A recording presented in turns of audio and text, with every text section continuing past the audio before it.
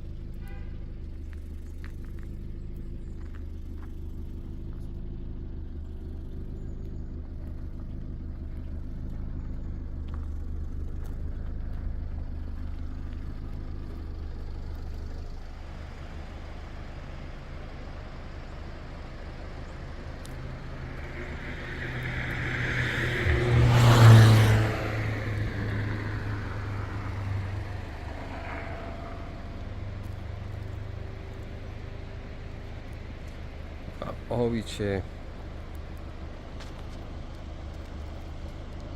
همیشه در جریان.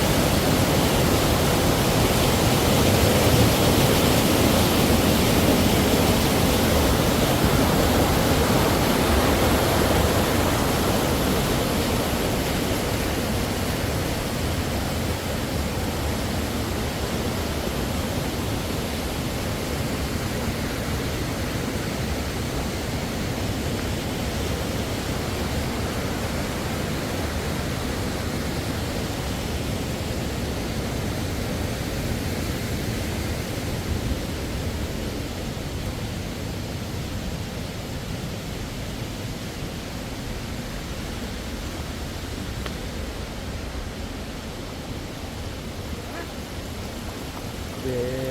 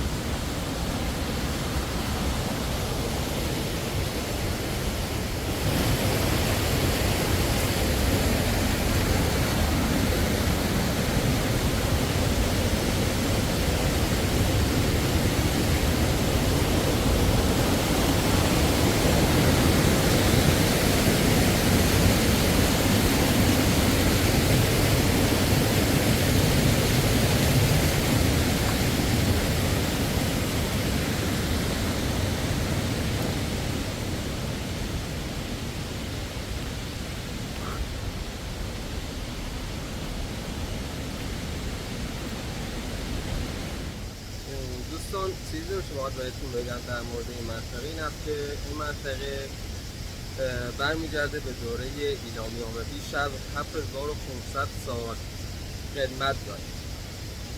قبلا در دوره ایلامیان شهرستان لردگان بخشی از منطقه حکومتی ایلامیان و این منطقه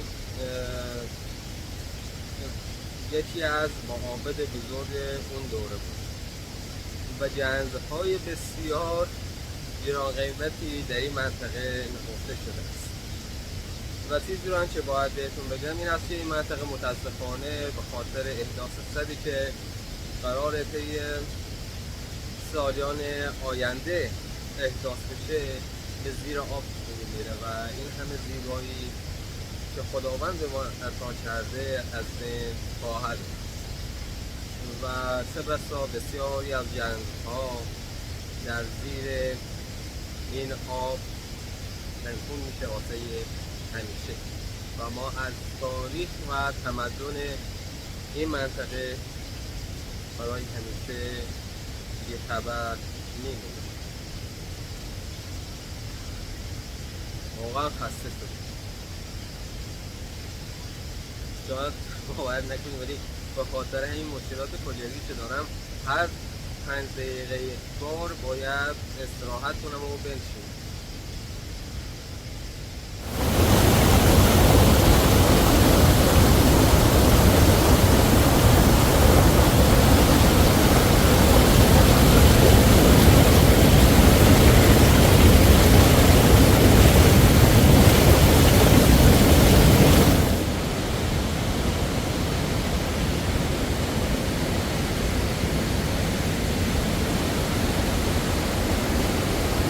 و این که دوستان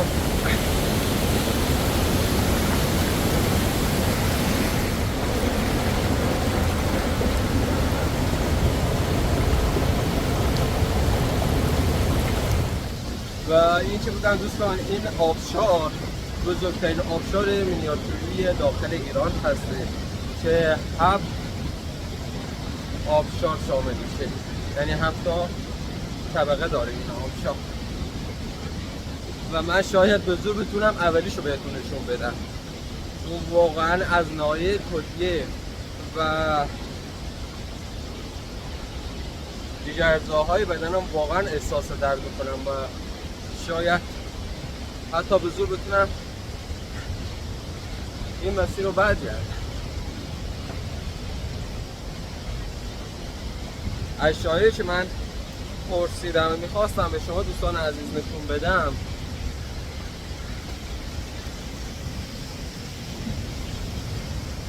دقیقاً پشت این کوه قرار دارن که من متاسفانه به خاطر همین بیماری فعلا نمیتونم و انشاءالله فردا به روستای مونو میرم تا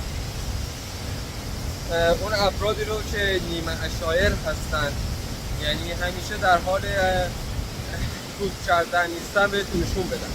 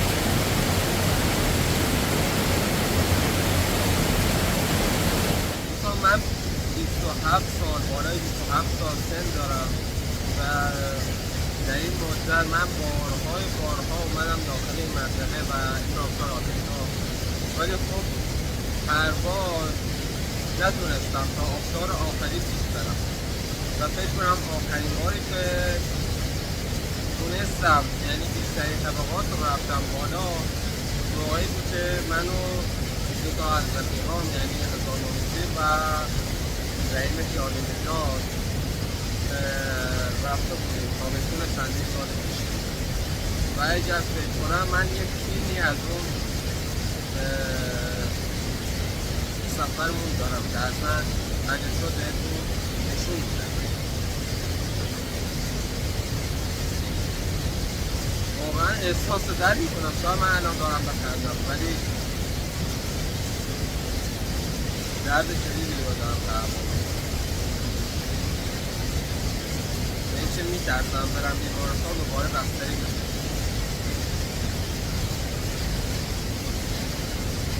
برای رفتن به طبقات بالاتر باید از این مسیر بریم بالا و این واقعا آسون‌ترین راهشه نسبت به بقیه مسیرها و اگر مسیرهای بعدی رو ببینی حتما تعجب.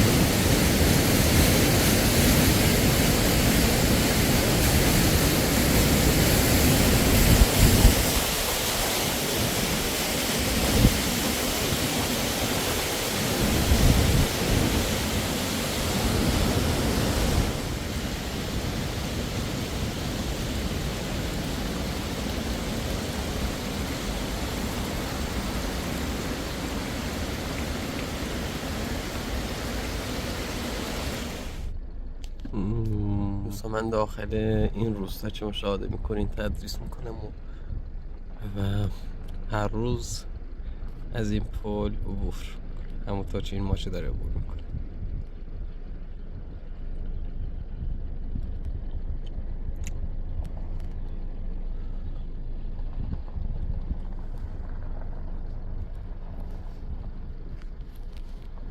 سریع رو چی گفتم میخوان اعداد کنم با واسطه این سد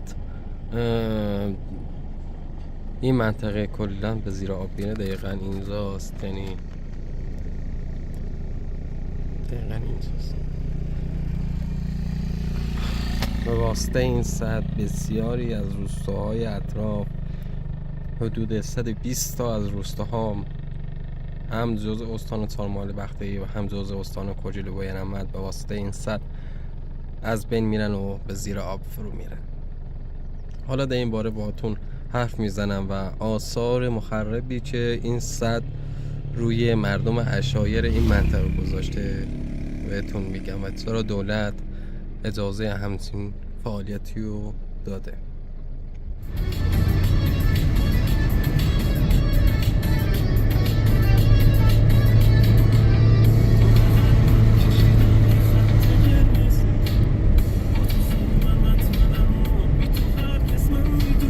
دوستان تازه داییم یعنی برادر مادرم بهم زنگ زد و گفت مادر بزرگ دو تا از خاله هام یعنی خواهرهای مادرم جلوی خونت هستن و هرسی در میزنن، در رو باز نمیکنن. گفتم من رفته بودم آتیشگاه و الان اونجا منتظر من هستن برم ببینم واسه چی اومدن و به این خاطر من گفتم برادر مادرم یا خواهر مادرم، به خاطر این بود که در زبان انگلیسی دایی و عمو به یک شکل ترجمه میشه. خواستم متوجه بشین که فامیل های پدری کلن با من قطع ارتباط کردن و تعداد کمی از فامیل های مادری بعضی وقتها به من زنگ میزنن و تماس میگیرن. دوستان حالا مادر بزرگ و ستا از خاله ها که به دیدن من اومدن، نمیتونستم ازشون فیلم برداری کنم. به خونهشون با ماشین رسوندمشون و الان هم در حال بازگشت به شهر هستیم. مقداری وسایل با خودشون آوردن که واقعا دستشون درد نکنه. الان هم تره من معلوم نیست، مجبورم بزنم.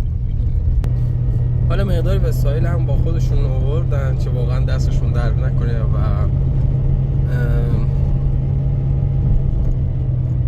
خیلی نگران من بودن و حتی گریه میکردن واسه سلامتی من. حالا بعدا بیشتر توضیح میدن تا برسم به خونه.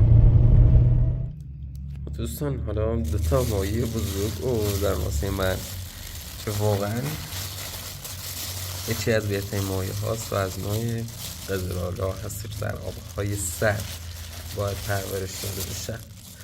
مقداری نون محلی، مرغ، میوه و شام هم واسه من درست کردن و آوردن که روی بزرگاز هستش و بعدم اونو نوشیدن کنم. ولی چون من با یخچال ندارم باید اینا رو ببرم پیش آقای حسنی ببینم میتونم بذارمش داخل یخچالشون فعلا تا بعدن، یعنی فردا با خودم ببرمشون سمت مناطق اشایری اونجا درست رو کنم.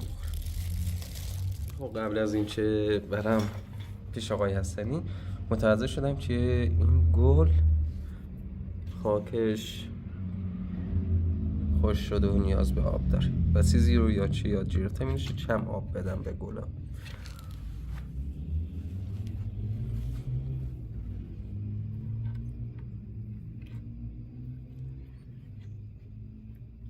یه زردیجی کافی و ببینم این گل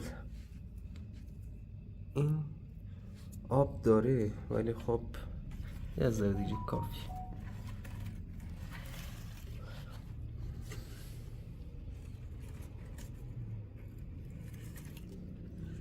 کافیش. آقای حسنی سلام. خوبی؟ حالت خوبی؟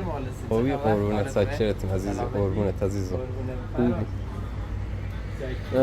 یه زحمتی سی داشتم البته. ما خاله اومده یه خب مرغ و موی آوردن سی و هستشو گم با یخچال منه آروم ناقاش مرر را گم حالا اشکال نام میشه میرو واسه که صبح برم شوالا آتیش کن وقش البته.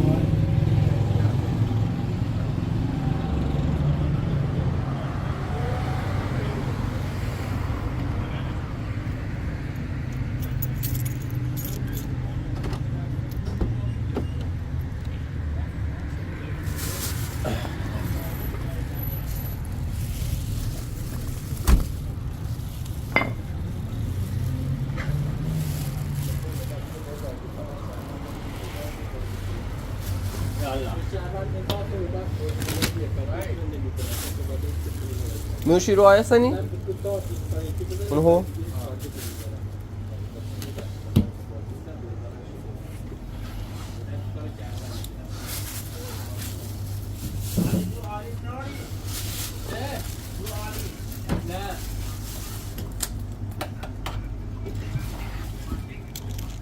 سلام مجدد خدمت همه شما دوستان عزیز. امیدوارم تا این اوقات خوشی رو سپری کرده باشین. من دیروز موقعی که در مورد قتل اون پسر توسط مادر و خواهرش حرف زدم متاسفانه گوش خودم سر جاش نبود به خاطر مصرف بعضی از داروها و نتونستم به صورت کامل جزئیات این حادثه دلخراش رو به شما دوستان عزیز بگم و در این ویدیو میخوام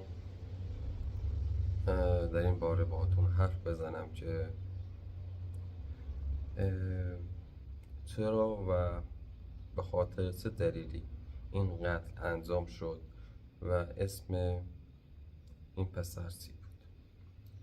من خیلی تحقیق کردم و تا یک منبع موثق پیدا کنم تا ازش بپرسم. حالا چیزی که من فهمیدم از این قراره: دوشنبه همین ماه یعنی 18 فروردین عروسی میلاد و عطیه بود. اسم پسر میلاد و اسم دختری که عاشقش شده بودم عطیه بود.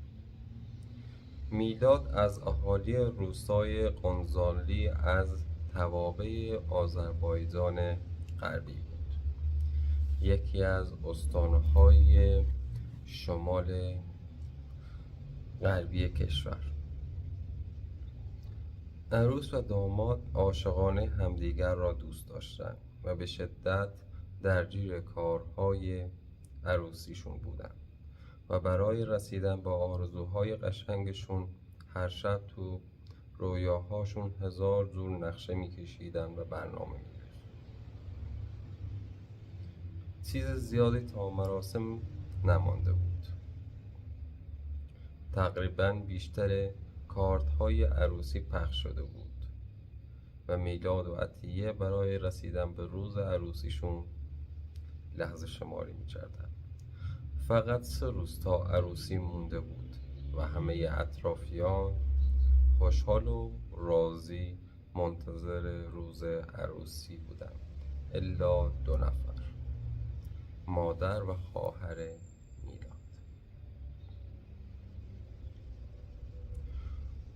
گویا خواهر میلاد قبلا از برادر عطیه جدا شده بود و به همین دلیل مادر و خواهر میلاد با این وصلت مخالف بودند و بارها سر همین مسئله با میلاد بحث کرده بودند. اما میلاد هرگز قبول نمی‌کرد که به خاطر خودخواهی مادر و خواهرش از دختر مورد علاقه خود دست بکشد. ولی بازم مادر و خواهر میلاد امیدوار بودند که بحث و زنگ‌های روانی که با میلاد راه می‌انداختند حتی تا لحظه آخر جواب میده و میلاد بالاخره عطیه رو ول میکنه. به این امید بودن که میلاد بالاخره این دختر رو ول میکنه حتی شده روز عروسیشون. اما پافشاری و کوتاه نیومدن میلاد بدجوری آتش نفرت مادر و خواهرش رو شعله ور میکنه. جوری که 3 روز مانده به عروسی، وقتی میلاد به خواب عمیق شبانگاهی فرو رفته بود، تصمیم به قتل او گرفتند تا برای همیشه داغ میلاد را به دل عطیه بگذارند. این مادر و خواهر سنگدل با خواندن قرص خواب و زدن 12 ضربه چاقو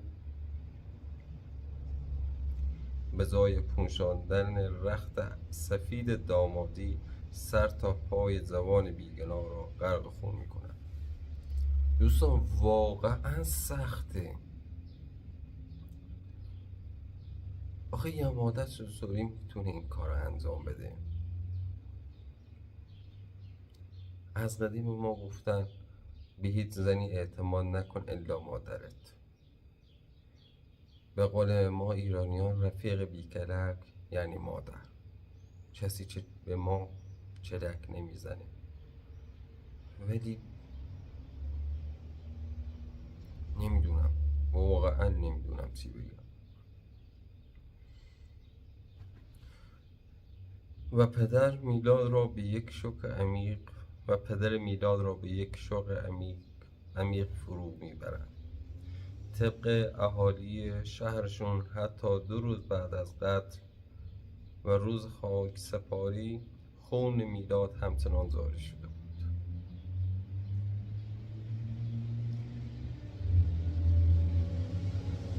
مثلا دوستان، من صحنه های دلخراشی هستش از این حادثه دلخراش رو نمیخوام و نمیتونم این صحنه ها رو به شما دوستان عزیز نشون بدم، ولی هر کس چه بخواد میتونه در اینترنت این موضوع رو سرچ کنه تا کلیپ هایی که به این موضوع ربط دارن رو بهتون نشون بده. و اینکه آیا سوال پرسیده بودین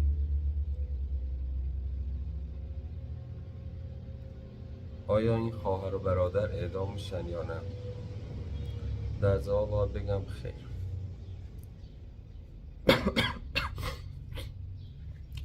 با رضایت خانواده این افراد، یعنی خواهر و مادر میلاد، حد اکثر زندانی که میکشند حدود 6 ماه الی 1 سال هستش و بعد از اون آزاد بشن. همونطور که یکی از فامیله های خودمون، یکی از اهالی منطقه بگم بهتره، بعد از کشتن خواهرش بعد از 6 ماه آزاد شد و الان هم آزادانه داره میگرد.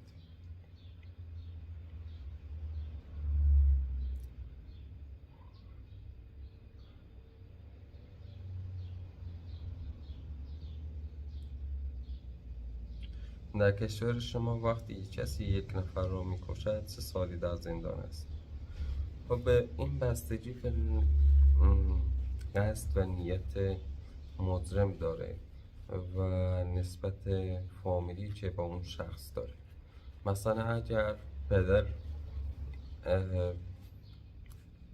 پسر خودش رو بکشه بدون اینکه بقیه اعضای خانواده رضایت بدن، از زندان آزاد میشه. یا حتی پدر بزرگ از ضد پدری.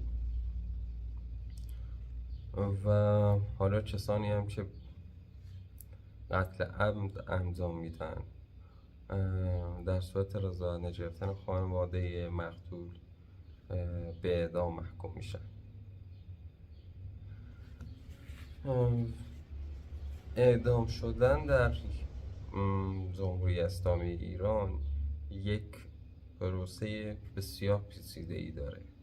مثلا اگر یک دختر خانومی به قتل برسه توسط یک مرد، هنگامی که خانواده مقتول تقاضای اعدام کنند، باید نصف دیه مرد رو به خانواده قاتل بدن، چون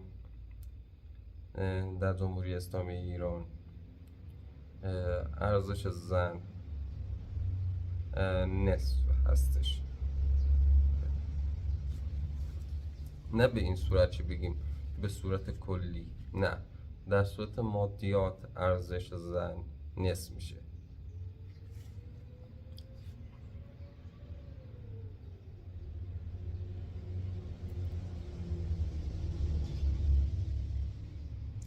امران راستی با فروش 3 بز میتوان ماشین خرید؟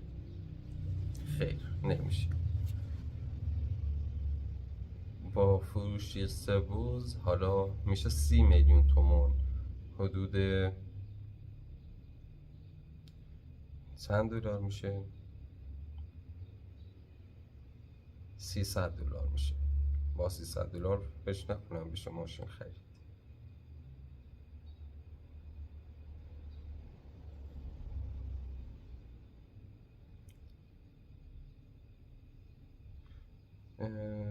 پروفسور امران چرا از گفتن این که فالوورهای خود را دوست داری دست کشیدی؟ نه، دست نکشیدم. من همیشه در پایان ویدیوهام به این موضوع اشاره میکنم که امیدوارم یک زندگی خوب، شاد، موفق و پیروزی داشته باشین و همیشه هم دوستتون دارم. این جمله پایانی همیشگی ویدیوهای من هستش و همیشه هم ازتون به خاطر این لطف و مهربانی قدردان هستم و امیدوارم روزی بتوانم این مهربانی های شما را جبران کنم، چون شما بودین در موقع سختی ها کنارم بودین.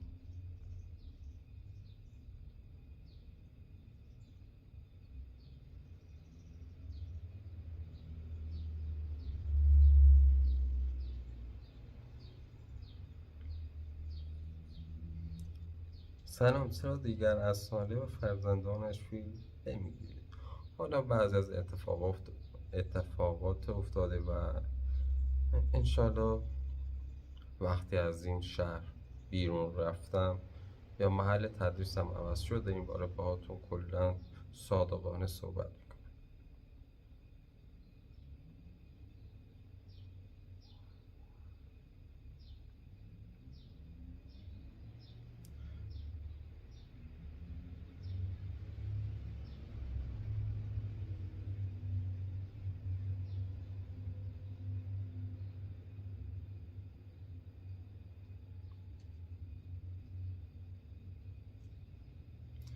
گوگل اشاره میکنه که مراقبت‌های بهداشتی برای فقرا رایگان است. آیا این درست است؟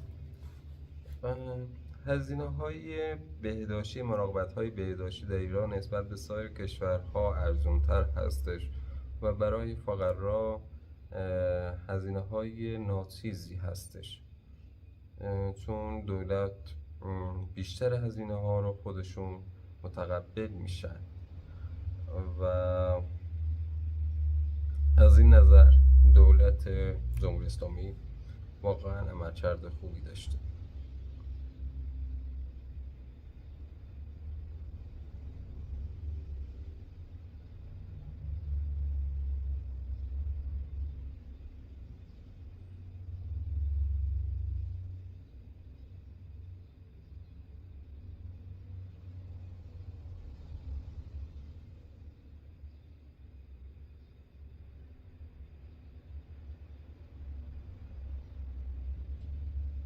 نمیدانم چه کردی، چه خانواده‌ات از تو دور شدن، کسی را کشته ای؟ در ضمن خانواده‌ات باید در زمانهای خوب و بد از کنارت باشه. نه من حالا شاید از نظر خودم هیچ کار اشتباهی رو انجام ندادم و متاسفانه غرور و اینکه آبرو مهمتر از بچه‌شون باشه اولویت داشت. به خاطر هم رابطه من با خانواده‌ام حالا خدشه‌دار شده.